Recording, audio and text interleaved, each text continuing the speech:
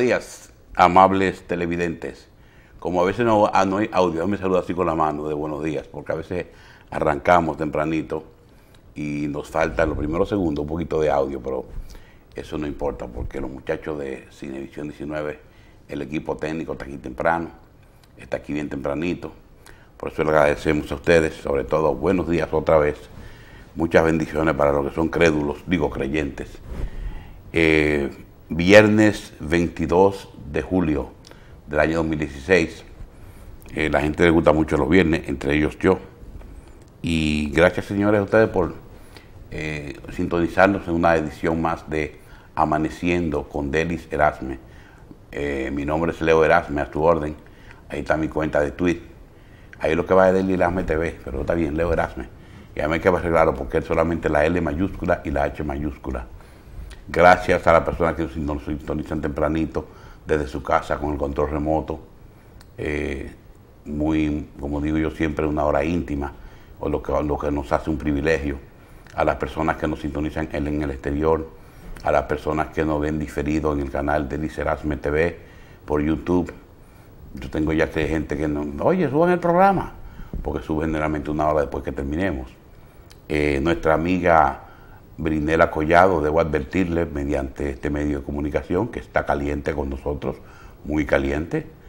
Vino a Santo Domingo, estuvo por aquí y nos llamó cuando iba por el peaje. Se salvaste en tablita, querida. Mentira, una broma. Brinela, viniste por aquí y no me llamaste. Tú eres una bárbara. Dame un besote a Alejandro y a Alejandro Manuel. Pero nada, buen día y también a ti, gracias por tu sintonía. Y a los muchachos de la Liga de los 80, la tribu de los 80, que siempre nos reportan audiencia, nuestro asesor de política exterior, que es Jorge Van der Horst, alias Mickey. Mickey es nuestro asesor de política internacional a raíz de estos temas de Donald Trump. Muchas informaciones muy interesantes que nos manda Mickey y nos mantiene al día. Julio, Robert es el más activo, con los Mickey Robert el dueño de la cuenta. Déjame aterrizar un poquito y ponerme serio, aunque sea viernes, porque hay muchas noticias internacionales. Anda un avión perdido de la India, lo acabo de publicar en mi cuenta de redes. Déjame darle la noticia exacta, lo tengo por aquí. Lo último, desaparece del radar un avión de la Fuerza Aérea India con 29 personas a bordo. Eso es lo único que se ha publicado hasta el momento. Todo lo otro es especulación. Pero ojalá que esa gente aparezca. La noticia del día. Localmente, el presidente Danilo Medina entregó ayer 480 viviendas a familias de la región sur. A mí me gusta este gobiernito, señores. Yo lo lamento, no estamos en campaña, pero a mí me gusta este gobiernito porque, vamos a entrar en tema ahorita, porque esta es una nación muy extraña, con un pensamiento de ultraconservadora. Mi tío Titín, mi maestro líder y guía, dice que no somos así, pero papi, el 6% de la población dominicana es conservadora y siempre hemos tenido gobiernos como tal conservadores, salvo un pequeño grupo que piensa diferente. Para mí este gobierno es liberal, aunque utilice la misma plataforma política, que para mí las plataformas políticas tienen el mismo perfil hoy día, PLD, PRM y esas cosas, con mi respeto a los PLDistas y a los PRMistas, pero yo creo en administraciones. Yo creo que de un PRM pues salió una excelente administración. Ahora no, porque están galloloqueando. El galloloqueo pues full, discúlpeme que hable muy en coloquio, pero así que yo hablo, inclusive para la televisión. Y esta administración es diferente, definitivamente diferente. Inclusive yo tengo ya el acuerdo, ojalá lo pudiera tener en pantalla, pero el amigo Flaco tiene una dificultad con poner el lunes, porque dice que los médicos aceptan seguir dialogando, pero condicionado.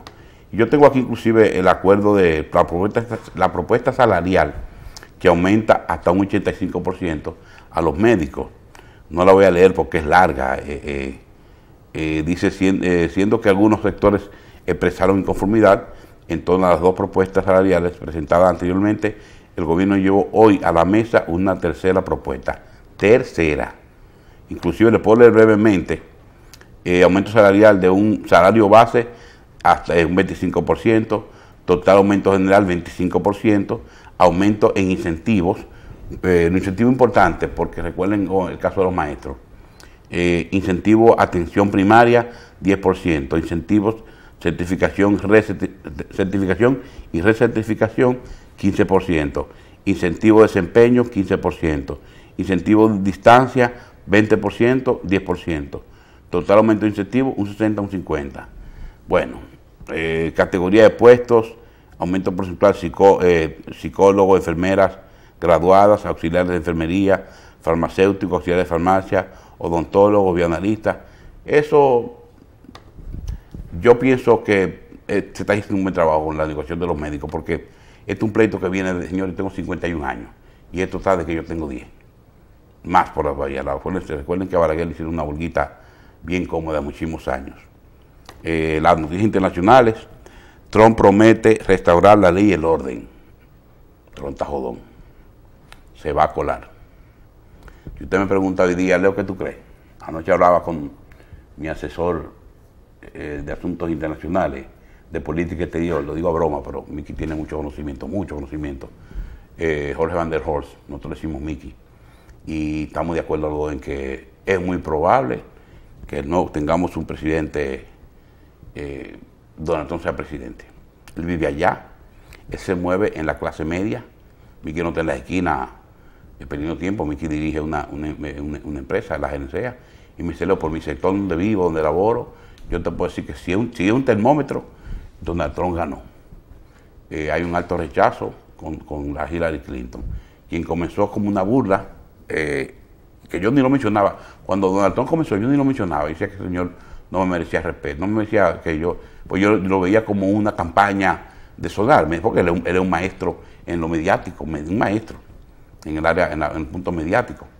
Pero realmente el hombre está hablando el lenguaje que quieren escuchar la mayoría de los habitantes del mundo. Inclusive tiene un lenguaje que si fuera aquí, calara mucho. Si en vez de hispanos fuera haitianos, aquí calara muchísimo. Aquí le gustan esos temas a ciertos sectores, sobre todo en la manera en que lo afronta de manera equivocada.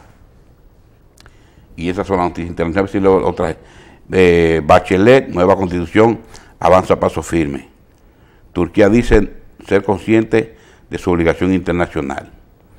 Insisto, Trump me tiene muy preocupado. Venezuela, gobierno y oposición aceptan mediación del Papa. Eso es muy interesante porque estamos muy trancados ahí con esta gente de la oposición. Para mí, el Leonel Fernández es un excelente mediador. Ustedes lo saben, lo he dicho muchas veces y lo voy a repetir. Yo no soy fan de Leonel Fernández, pero reconozco en él muchísimas capacidades, sobre todo de mediación. Tiene una capacidad de... Aquí intentaron descalificarlo en ese sentido, pero no. Lo que pasa es que en una negociación, a veces a una de las partes se dedica a denotar a los negociadores, fíjense, bueno, miren la muestra. La oposición y un gobierno de un país específico, o sea, no estamos hablando de dos naciones. O sea, la FARC y Colombia no necesitó del Papa para negociar una tregua y un alto al fuego. Sin embargo, la oposición venezolana y el gobierno está tan álgida la situación, tan a flor de piel, tan grave, que se necesita del Papa, un estadista. Me disculpan, señores, que voy a tomar un poquito de agua, porque hoy, como le prometí, yo voy a tratar de hacer yo prometí en el tema, o sea que los viernes y los lunes, yo dedico un espacio para hablar de un tema particular. Y esta vez quería hablar de Sudáfrica y el origen del apartheid.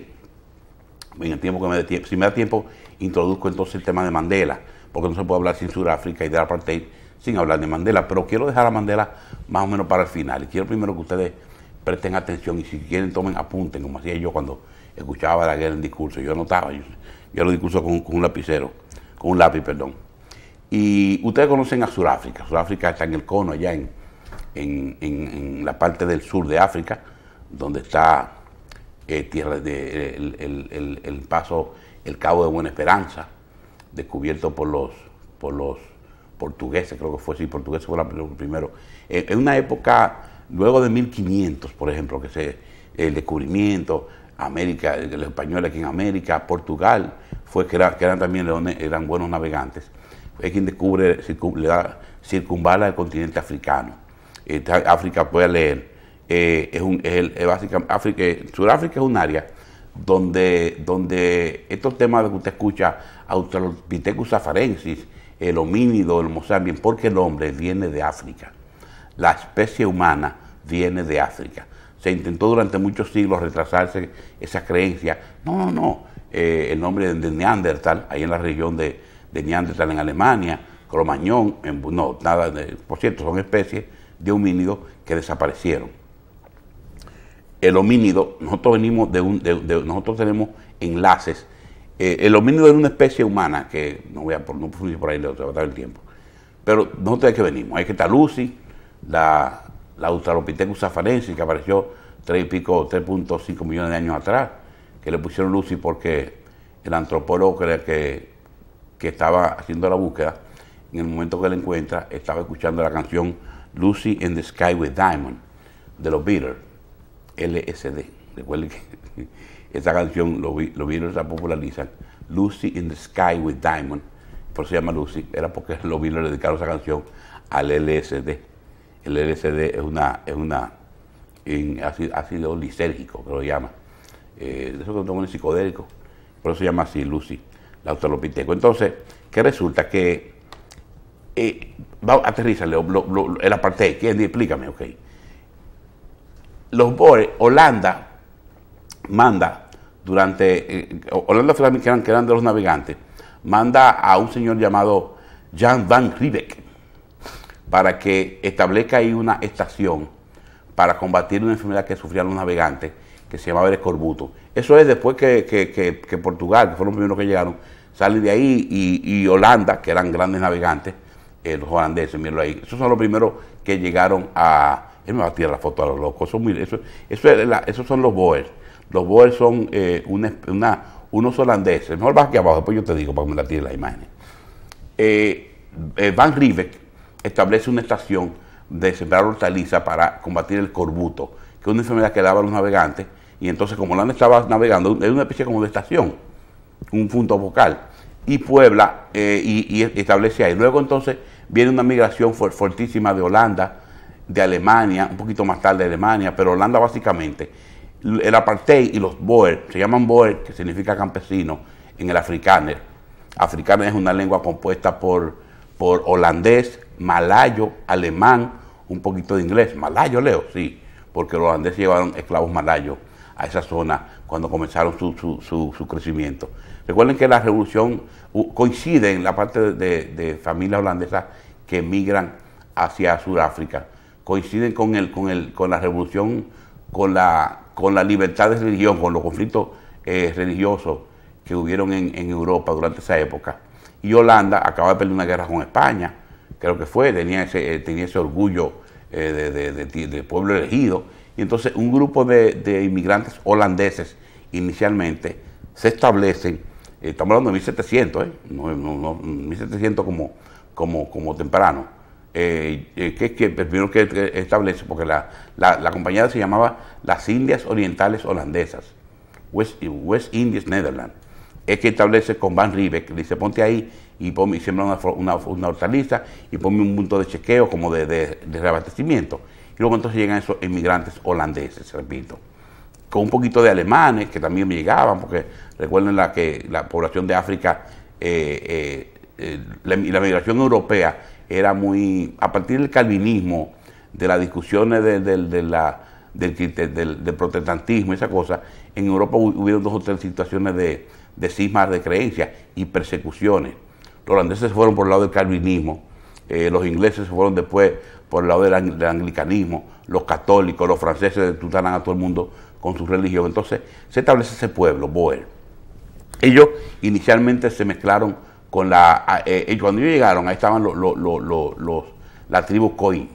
La tribu Khoisan, que era una especie como de gente nómada, era con quien ellos tenían la mayoría de contacto. ¿Qué resulta? Que ellos inicialmente tuvieron contacto con la población, se mezclaron con ellos, pero ellos llegaron a Sudáfrica con un pensamiento con un orgullo muy elevado por ser por venir de Holanda y ser una especie de pueblo con un fundamento muy pesado en la religiosidad, en los mitos fundacionales. Ustedes saben que los países tienen mitos fundacionales, los países no, las naciones. Yo le explicaba lo que era una nación los otros días inicialmente. Entonces, tan pronto ellos llegan en la guerra anglo-holandesas que estaban dando en Europa, Holanda quiebra, tiene situaciones de conflicto económico y quiebra, y entonces le cede a Inglaterra esa parte, entre otros territorios, le cedió Sudáfrica, ese terreno. Recuerden que Sudáfrica, los primeros que llegan esos holandeses tienen contacto con las tribus que están ahí, que son los que voy a decir el nombre de las tribus que habitaban en esa parte. Lo estoy buscando. Los Cocha, los Khoi eran los San, los Xhosa, los Zules. Bueno, Xhosa es de la tribu de donde viene Mandela. Los Zulus, ¿recuerdan el imperio de Shaka Zulu? Esas son las tribus más o menos que habitan esta región.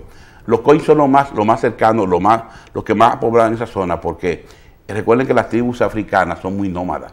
Aunque hay algunas que son muy asentadas, los Khoi eran una tribu particularmente de esa zona, son los más reconocidos en la zona de Sudáfrica, los más autóctonos, los más de ahí, pero eran muy nómadas, se movían mucho por el asunto del clima. Y recuerden que eran pastoreos, eran tribus de pastoreo, que se movían mucho con reses y animales de crianza, y por diferentes estaciones del año tenían que moverse. Que por cierto, lo mismo hicieron los Boer cuando llegaron. Ellos establecieron en la zona de lo que sería hoy, ¿cómo se llama eso? Lo estoy buscando por aquí. De Natal, la zona de Natal, y un río que hay ahí, que para ellos es como el río Jordán. Los Boer inician en su asentamiento, 1700, cuando comienzan los ingleses a llegar a Sudáfrica, comenzaron a tener conflicto con los Boer. Holanda le dice a los Boer, cuando repito Boer, que son los habitantes y que iniciaron la población, europeos, que iniciaron la población de lo que hoy es Sudáfrica, porque los Boers, que llegaron tan temprano, 1700, y repito, entraron en un conflicto, cuando Holanda e Inglaterra tienen la guerra anglo-holandesas, Holanda le dice a la población de Sudáfrica, a los Boer y a otras colonias que tienen en otros lugares, donde tuvo que cederle esa parte a los ingleses, miren, salgan de ahí ya que eso es inglés. Ya han pasado 50 años, 100 años, entonces los Boer diciendo, ¿cómo que no vamos de aquí? Nosotros nos quedamos. Quien se quede cortó con nosotros, o sea, en un momento determinado, y por un asunto ya de tradición, los Boer, campesinos, en el idioma africano, cortan con su madre patria, con lo que fue una vez de donde ellos vienen, pero ellos mantienen sus sentidos religiosos y su amor hacia sí mismos. Y dentro de esos conflictos que vienen con Inglaterra, Inglaterra intenta entonces someterlo a asimilarlo, por ser blanco, europeo, a su cultura e ingleses, y ellos se niegan, porque traen el orgullo yo no soy ni español, que pelearon contra la monarquía española, yo no soy inglés, yo tengo mi propia identidad. Aparte de que en términos religiosos, importantísimo eso, los Boer eran más calvinistas, más por ese lado, y Inglaterra se fue hacia la iglesia anglicana. Entonces ahí comienzan los primeros encontronazos entre los Boer e Inglaterra. Déjame decirle que Inglaterra le dio carpeta a esa gente hasta ayer, hasta 1912, 6 por ahí, cuando se hicieron tratados que terminaron dándole cierta independencia a Sudáfrica como nación. El punto fue tal que los Boer se creían una tribu africana blanca. O sea, los Boer entendían que eso fue una tierra prometida que le dio el Señor. Porque ellos tienen en su imaginario de fundacional, ellos tienen, y lo cuentan como tal, lo contaron después, inclusive en una parte que les voy a contar de la historia, cuando ellos fundamentan y basamentan, ya son 1948, por ahí, eso fue mucho tiempo después, las bases que ellos establecen para montar la apartheid. Pero primero les cuento los mitos fundacionales del pueblo Boer. Ellos ellos tienen su historia, un Grand Trek. El Grand Trek es una especie de éxodo. Usted conoce el éxodo bíblico. Bueno, los Boer tienen dentro de su imaginario fundacional algo parecido, y ellos lo imitan. Inclusive lo celebraban cada año y hacían con carroza y carromato, esos carruajes. Se llama el Grand Trek. Si tienen por ahí la foto de la carroza, flaco, la puedes tirar. Perdón. Disculpen, señores. Perdón. Entonces, en este Grand Trek, como le llaman ellos, que fue por las mismas guerras anglo-boer. Eso es una guerra que viene después, la guerra anglo-boer, porque de que los ingleses le dieron carpeta. Mira, eso es un montaje que hacía Sudáfrica, que simboliza el Grand Trek que ellos hicieron en su fundación y en su asentamiento en los primeros 100 años más o menos de su estadía en Sudáfrica. Por eso los Boer, insisto, y el sistema apartheid y esos blancos de Sudáfrica se sienten una tribu blanca africana, para que usted lo entienda. Ellos se sienten tribu blanca africana. Y eso, dentro de su mito fundacional, les repito, ellos tuvieron que hacer un Grand Trek y recorrer alrededor de 12.000 kilómetros, porque el Señor le indicó que vayan a otras tierras que eran más fértiles, dentro de la misma zona de Sudáfrica. Entonces eso por los lados de Transvaal, de Orange, de Natal. Entonces ellos tienen eso en su mito fundacional. Cuando Inglaterra intenta someterlo la primera vez, de que tienen que someterse a su monarquía como colonia, ellos siguieron intentando mantenerse alejados. Hubo una época en que por las propias migraciones que llevó Holanda en un momento, de malayos, de gente de la India, la gente de la India la trae Inglaterra como colonia.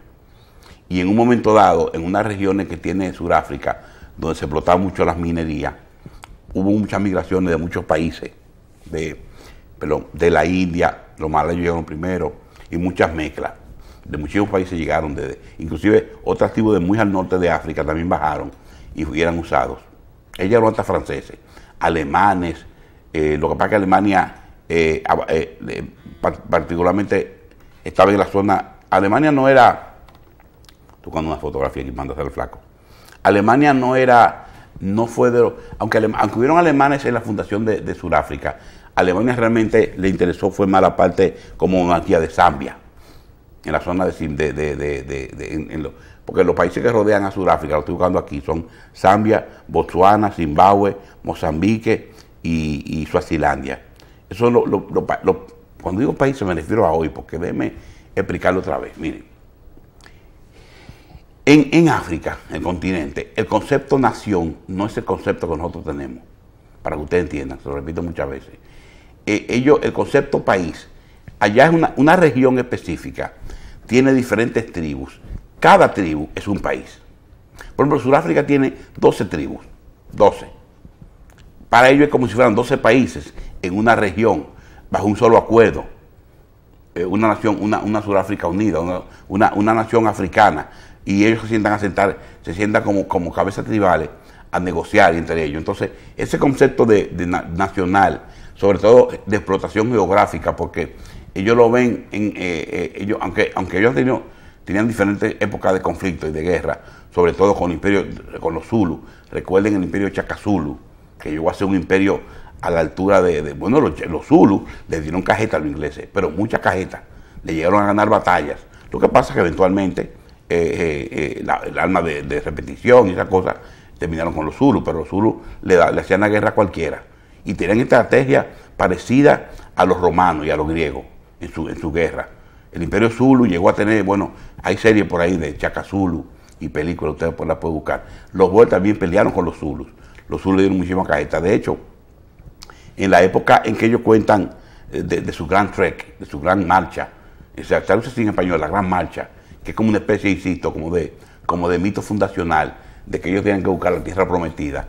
En esa marcha de 12.000 kilómetros, ellos pelearon con los Boer, pelearon con los Choswan, pelearon con Inglaterra, que lo venían persiguiendo y tratando de someter desde esa época.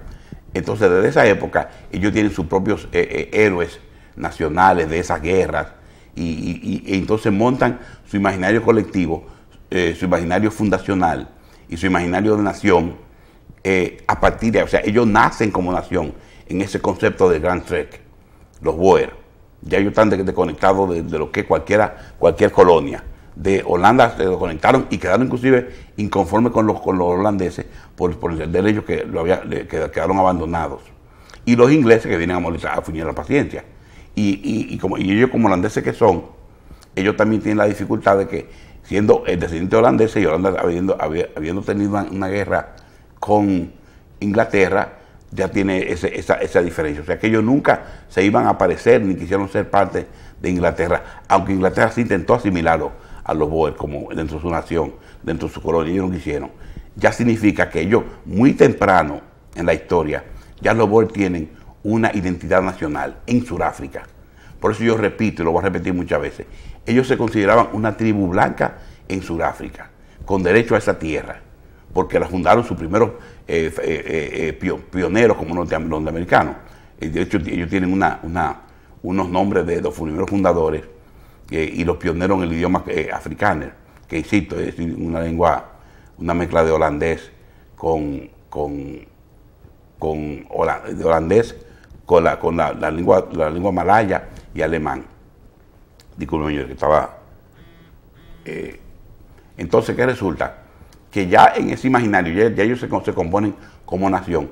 Si tú puedes, flaco, y tienes las imágenes, me ponen algunas imágenes de esa guerrilla, en esa guerra anglo-boer que tuvieron ellos, porque su conflicto mayor fue con los ingleses.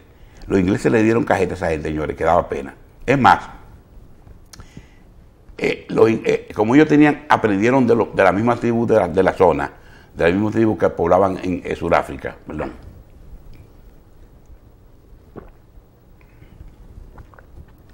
Como ellos aprendieron de la misma tribu que poblaban Sudáfrica, ellos desarrollaron una capacidad de desplazamiento y de escurrírsele a los ingleses muy efectiva, y se salvaban de los sometimientos.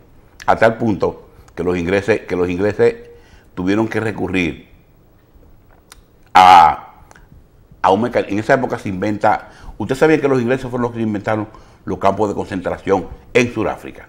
O sea, el concepto campo de concentración, que nosotros lo imaginamos Hitler, los nazis, no, negativo. Fueron los ingleses en Sudáfrica contra los Boer, porque como los Boer aprendieron a desplazarse fácilmente en esa zona del Transvaal, Orange, Natal, Vaal, una ciudad importante llamada Vaal, y se escurrirían en esos valles, los ingleses no podían con ellos, porque habían penetrado mucho o les era muy costosa la guerra. Bueno, por los ingleses le ocurrieron llevar, ya entrado final del siglo XIX, en esa guerra, llevaron millones y millones y millones y millones de metros de alambre de púa y cercaron. Es como que usted quiera cercar el sur o cercar el Cibao de alambre de púa, o sea, cercar los cibaeños con alambre de púa, y lo hicieron, y lo fueron entonces cerrando y lo sometieron a divisiones familiares, a desconsideración de sus tierras, a la ¿cómo les digo? Los ingleses eran de pueblo romano. Si hay una monarquía que era peligrosamente cruel, eran los ingleses. Y particularmente con los Boer, los ingleses se ensañaron. Porque esas tribus negras más o menos se sometían, bien indiferentes. Como los ingleses les interesaba era la explotación de su riqueza, los negros las tribus negras le daban batalla, pero no fuñan mucho. Los Boer, ellos querían la asimilación cultural, porque los Boer eran europeos en África, pero los Boer entendían que no, nosotros somos africanos, nacidos aquí como nación. Insisto, nosotros, República Dominicana, nosotros somos dominicanos a raíz de una migración española. Todos los países de América son naciones o países a raíz de una migración española, pero nos consideramos americanos. Así son los Boer. Pero un concepto más complejo, porque tiene un fundamentalismo religioso más atado. Ellos están atados a un fundamentalismo de religión. Sus mitos fundacionales, como ellos nacen. Entonces, ya le decía que los ingleses sometieron a los boers, ellos todavía lo tienen lo recuerdan mucho y no lo van a olvidar nunca, los maltratos que le hicieron los ingleses a ese pueblo durante los 200, 300 años que ellos, desde que ellos llegan hasta que se convierten en una nación ya con identidad propia, con bandera, y le existía separación de familia, los hicieron morir de hambre en esos campos de concentración, aislados, o sea, sometidos, sin abastecimiento, perdieron su tierra, perdieron su ganado, porque los boers llegaron a ser un asentamiento, una colonia, no, un país, una nación con mucha solidez, con mucho crecimiento rápido. Y entre escaramuzas con los autóctonos de negros que habitaban en Sudáfrica y los ingleses, ellos tuvieron más dificultades con los ingleses.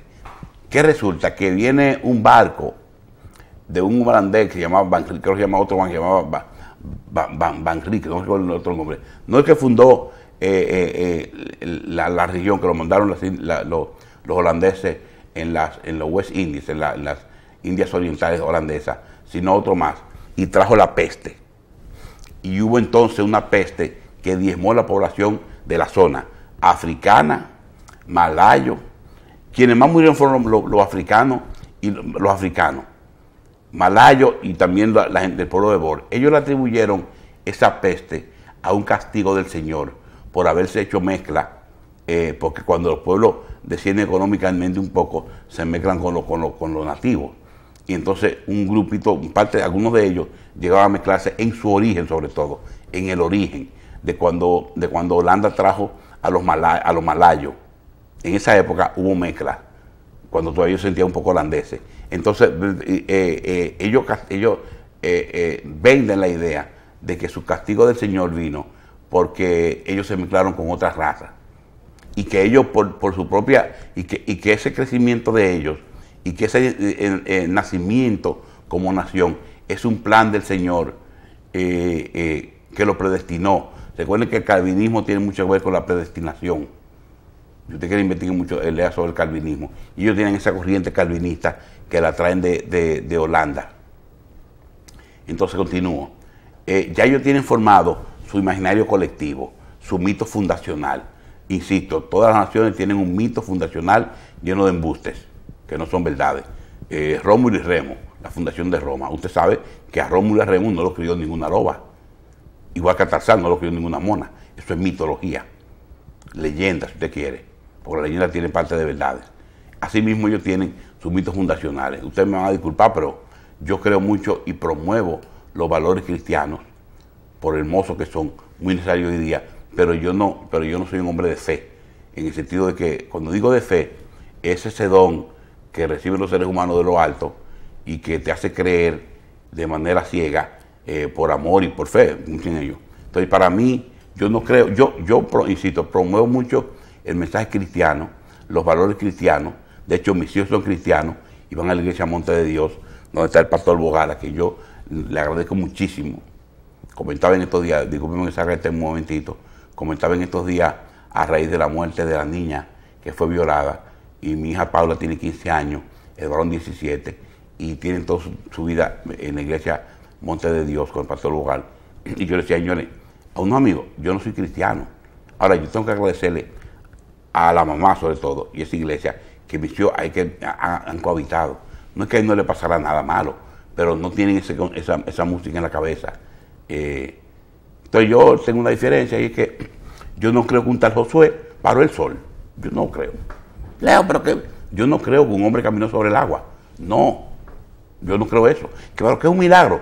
Y yo no creo yo acepto muchas cosas, pero hay situaciones que yo no las voy a aceptar porque va en contra de mi propia estructura. Bueno, déjame el tema. Déjame el tema y continúo con los boleos. Me disculpa, otro poquito de agua. Flaco, tiene que ponerme las imágenes, miren. Entonces, ya le contaba de ese maltrato que le dieron los ingleses a los boers de su fundación. O sea, maltrato es maltrato. Campo de concentración, someterlo al hambre, someterlo a tortura, someterlo a hambruna, división familiar.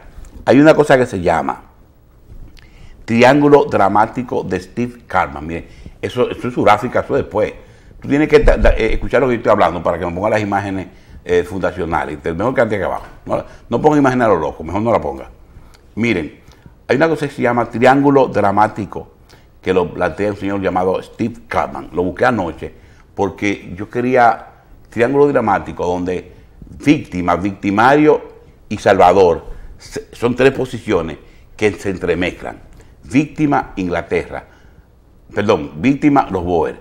Victimario, Inglaterra. Salvador, un pueblo alternativo o el mismo Inglaterra, o la misma Inglaterra.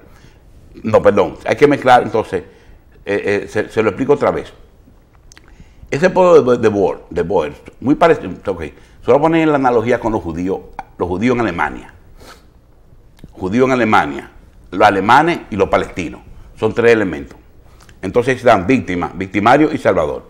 Entonces, son unas posiciones que se van partiendo donde quiero señalar lo importante, que un individuo de víctima sometida se convierte en un momento en victimario y repite las mismas atrocidades que le sometieron a él. Usted la puede buscar, triángulo dramático se llama, así mismo, de un tal, Steve Cartman. Entonces, cuando ellos logran salir, a medida que ellos tienen esas guerras con Inglaterra, ellos no se mantienen una especie de su fundación, no se mezcle con esos negros. Déjame ver qué hora es. Sí, tengo que adelantar. Para 1930, y voy a adelantar un poquito, después, porque el lunes voy a tratar el tema de Mandela, voy a aprovechar para seguir repitiendo de lo que te estoy diciendo. 1930 y pico, la década de los 30,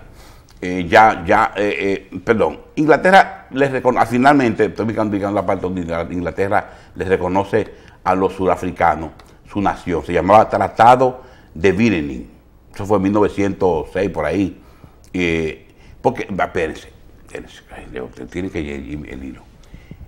Inglaterra nace el Partido Laborista, 1905-6 por ahí, gana las elecciones. Y en Inglaterra se da una especie de remordimiento y de cosas. Cuando ustedes han hecho ese pueblo surafricano de los Boer, y entonces viene una especie de mea culpa inglesa de que lo que le hicimos a esa gente y la población, y viene un gobierno más liberal de los laboristas ingleses, y entonces le reconocen a los surafricanos blancos, a los Boer, su nación. En esa historia, en ese cuento, no participan los negros, no participan las tribus negras, o dan participación, pero sobre la promesa de que también ustedes Inglaterra, en la guerra anglo-boer, Inglaterra le prometió a los negros que si peleaban de su lado, en su ejército, en muchísimas guerras, no solamente en la Sudáfrica, le daban independencia y libertad. Los Boer también utilizaban esos mismos negros, pero nunca lo integraron a sus fuerzas armadas, nunca. Solamente lo usaban como centinela, servidumbre, pero nunca lo integraron. Entonces viene lo que se llama el tratado, lo voy a leer, Tratado de Virening, también conocido como la Paz de Virening, que fue un tratado del 31 de mayo de 1902, al término de la Segunda Guerra Mundial, al término de la Segunda Guerra Anglo-Boer, entre la República Sudafricana, se llamaba Sudáfrica antes, República Sudafricana de Transvaal y Estado Libre de Orange, que es un estado que eran más o menos las colonias que tenían ellos en esa época. Ya a partir de ahí, ya Sudáfrica, o sea, ya los Boer, cuando digo los Boer me refiero a los blancos surafricanos, ya tienen un estado formado. Estamos hablando de 1902, 1905.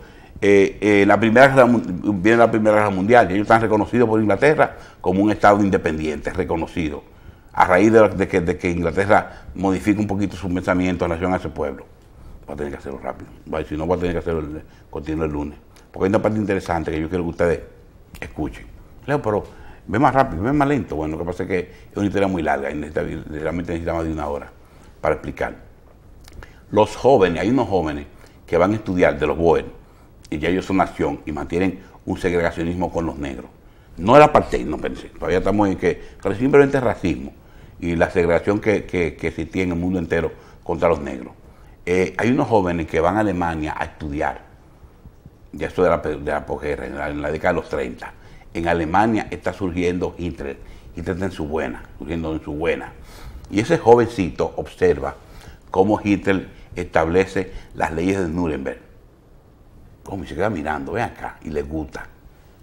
Prohibido sentarse en los parques a los judíos, prohibido montar bicicleta, prohibida los matrimonios interraciales, prohibido esto, prohibido los clubes, prohibido asociación a cualquier asociación ONG, prohibidos partidos políticos, o sea, todo contra los judíos. Y el tipo se va a Sudáfrica, él y un grupo, que al final llegó a ser primer ministro de Sudáfrica en el de 1958 al 66. Ese tipo se llamaba Hendrik Verwoerd. Usted lo puede buscar, Verwoerd se llamaba. Si usted lo busca en Google se llama Verwoerd, pero su nombre correcto era Henry Verwoerd, que fue primer ministro del 58 al 66. Entonces él llega a Sudáfrica, después de haber estudiado allá, y en 1948 gana en Sudáfrica el Partido Conservador, el partido de extrema derecha, el partido que las iglesias vendía la idea de que nosotros somos un pueblo elegido. Entonces, y decretan el apartheid como una ley, acta de segregación, se llamaba el acta 7 o el acta 37, un acta por el cual, claro, espérate, antes de él montar el apartheid, acaba, voy a seguir el lunes el tema, lo voy a seguir otra vez y lo voy a refrescar más, pero para que usted lo sepa, porque continuemos el lunes. Ahí el apartheid se monta en el 48, cuando nace, cuando llega al poder el Partido Surafricano, el Partido Nacionalista de Surafricano. Y el tipo, pero antes de montar eso del apartheid, el acta por una cosa se llamó el acta 137 o 37, lo voy a buscar. El primero prepara al pueblo y hace celebraciones y le trae toda esa historia que yo les conté a ustedes, de los mitos fundacionales, del pueblo elegido, hace inclusive celebraciones, hace caravanas, festivales, recreando el Grand Trek, le levanta el espíritu al surafricano, al surafricano blanco, porque meterle de repente esta ley de apartheid que le iba a meter, ahí blanco cuando iba a decir, señores, estamos pasando, vamos más suave. Entonces, para él meter eso, él primero preparó un escenario, evidentemente político, religioso, y mete ese orgullo, y esto negro, hediondo, enfermedad, no podemos mezclarnos. Recuerden que ese pueblo blanco, los Boer, ya tienen 300 años ahí. O sea, eso es de ellos, ellos no son colonialistas, ellos son africanos blancos. Una tribu blanca en África, le repetiré muchas veces, está acabando el tiempo. Y entonces, señor, eso se llamaba Verwoerd, se llamaba ese joven, Fredrik Verwoerd, que fue la cabeza de esos muchachos estudiantes que vinieron de Alemania. Ellos no fueron aliados a Alemania nunca. Ellos se aliaban a Inglaterra por un asunto de conveniencia política, porque Inglaterra, en la Primera Guerra Mundial, Inglaterra le dijo, si me apoyas, te doy tu independencia. En la Primera Guerra Mundial. Ah, está bien. Y en la Segunda también. Que si no apoyas, te apoyamos a ti. El tiempo se está acabando. Continuamos, vamos a continuar el lunes. Pero ahí nos quedamos, en la instalación del apartheid, ya como sistema político en el año 1948, cuando gana el Partido Nacional. Como ya el tiempo se acabó, continuamos el lunes este cuento, esta historia, lo voy a contar como yo lo cuento y le voy a dar un poquito más sabor. Recuerden de 9 a 11 sintonizar La Bola de Cutuca en radio, con Delis Erasme, Nubia Suazo, Marino Guzmán, Johnny Arrendel, el editorialista de la radio, Irving Cruz, Alicia Di Carlo, Víctor Erasme, que anda en una misión especial dando la vuelta al mundo. Y señores, buen fin de semana, pórtense bien y nos vemos mañana. Cuídense.